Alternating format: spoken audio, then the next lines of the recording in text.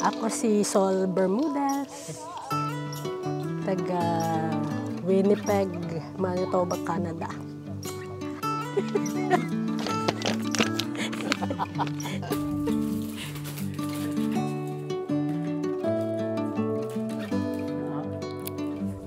Ako ay 57 years old and 15 years na kami dito sa Canada.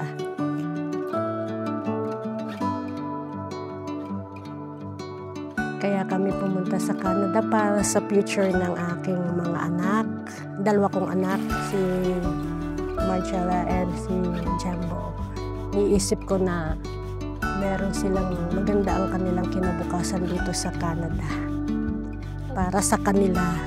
Kaya kami nag-decide na ang family ay magpunta dito sa Canada for good. Malaking adjustment syempre. Kasi mag-uumpisa ka sa zero and then kailangan lang magtiyaga.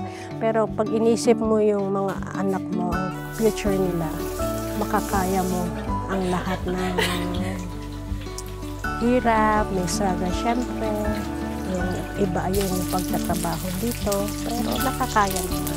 Kahit hindi ko naisip na ang pupuntahan ko pala hindi ganun kadali, pero para lang sa anak ko, nakalimutan ko lahat para lang maging maayos at maging successful ang future niya. Pati naman kami mag-asawa. Siyempre, kailangan yung maghahanap ng trabaho, lalo na ako. Hindi ko naisip na yung pala, hindi ganun ako ka-physically na pwede magtrabaho ng mabibigat. Pero nagawa naman, lalo na si Daddy, nag-adjust siya, syempre from office, tapos syempre kailangan mo na mabuhay, mag-uumpisa nga kayo. Ano naman, nahihirapan yung adjustment sa una, susuko, pero tugot pawis, kailangan mo lang labanan.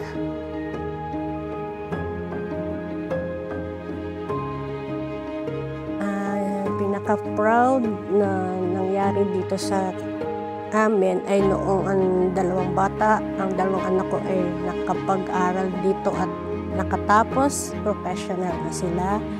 Nakapagtapos sila pareho ng nursing at ngayon ay sila ay registered nurse na dito sa Canada.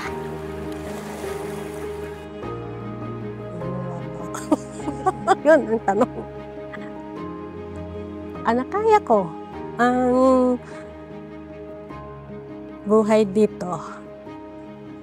Lahat ay iba sa Pilipinas yung buhay ko, tapos pagdating dito, syempre yung pala nakapagpa-alaga ako ng 2 bata, nag-foster ako, tapos napalaki ko sila, tapos yung nakaya ko yung 8 years na nagtrabaho ako dito na hindi naman ako ganun kalakas ang katawan, pero na-arouse ko yung 8 years na nakiklining ako, pero hindi ako nag-regret na nag-cleaning lang ako kasi ginawa ko to para nga sa pamilya. Hintayin lang natin kumulo. Hintayin natin siya 10 to 15 minutes na kumulo. Para saan niya? Para sa mga inflammation. Proud na proud ako sa sarili ko kasi nakaya ko. Nalampasan ko lahat ng pagsubok dito sa Canada. Sa tulong ng Panginoon, siyempre. Kasi ang aking iniisip lagi para sa pamilya, sa mga anak. Makakaya mo naman ang isang bagay pag kahit hirap na hirap ka na para lang kumukuha ka ng lakas sa mga anak mo. At syempre kay God.